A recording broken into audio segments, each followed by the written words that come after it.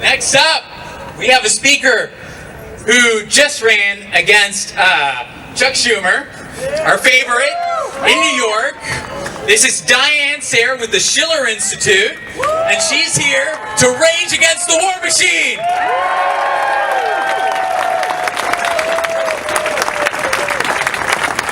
Good afternoon.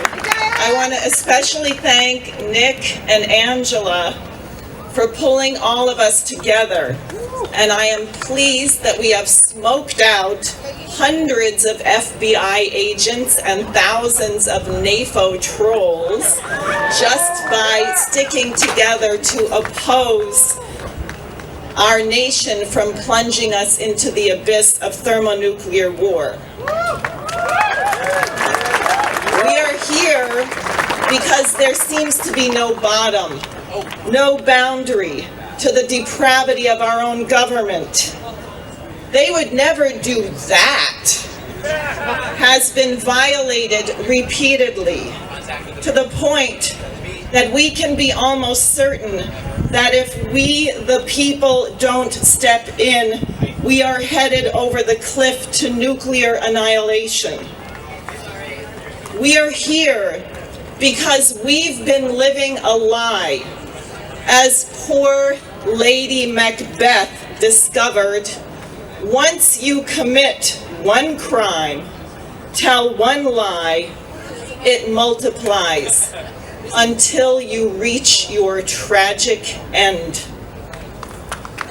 Unless you choose not to be tragic. We are here because we choose not to be tragic.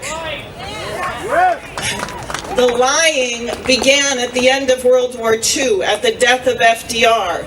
We were told it was necessary to drop not one, but 2 nuclear bombs on Japan. It was not. The Emperor of Japan was already negotiating the terms of surrender through the Vatican.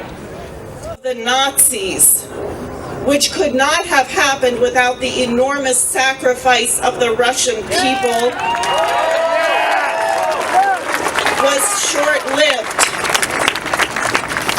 And instead of eradicating Nazism, the Dulles brothers, among others, protected Nazis in pockets, in our intelligence agencies, and in other nations in the name of fighting communism. Then we had the assassination of our president, John F. Kennedy, and the lie of the magic bullet shot by one lone assassin, who apparently also killed Malcolm X, Martin Luther King, and Robert Kennedy. Then we had 9/11. Allegedly perpetrated by some guy suffering kidney failure from a cave in Afghanistan. So today, we have the lie that one fine morning, President Vladimir Putin woke up and said, "Gee, I feel like invading Ukraine today." And idiots in our Congress who knew or should have known better decided to send over $100 billion to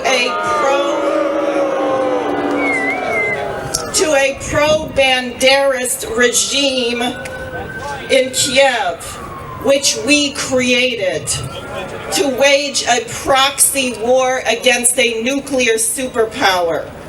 And now we have the lies about the menacing Chinese balloons. This will not end unless we stop it by standing for the truth. And the truth is that mankind deserves better. There is a movement afoot, a revival of the non-aligned spirit, where nations are uniting, as in the BRICS, the SCO, the Eurasian Economic Union, in a new order based on mutual respect and a commitment to eradicate the common causes of the enemies of mankind, such as poverty, disease, and hunger, without sacrificing sovereignty.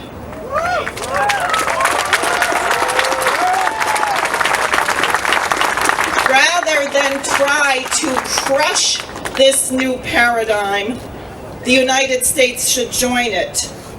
Millions are suffering in our own nation because of our foolish insistence on being the global hegemon. The Pope has offered the Vatican for peace talks without preconditions. President Lula of Brazil has proposed founding a bloc of nations to create a peace organization. I, along with Helga Zepp-LaRouche, who you heard, support these calls for negotiations. It doesn't matter if you like or dislike the initiators. Let's do it!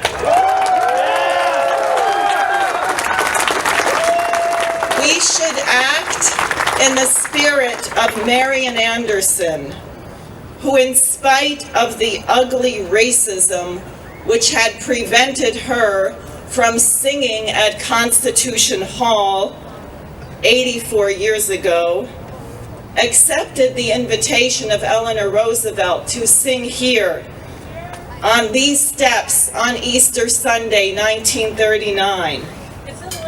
To the amazement of all, she began the program by singing, "My country, 'tis of thee, sweet land of liberty, let freedom ring."